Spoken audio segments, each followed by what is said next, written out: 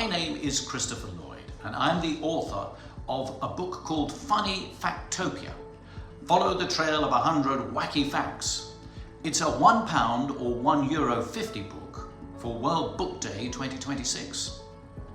Now, if you like Funny Factopia and if you like non-fiction, then I've got some great suggestions of other books you will also really enjoy.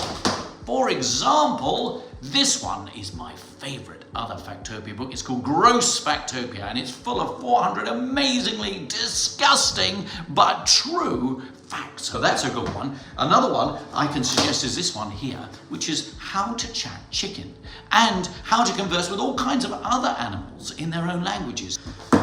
This one here is a beautiful encyclopedia, my first big book of why. You remember, as a young person, you want to know why?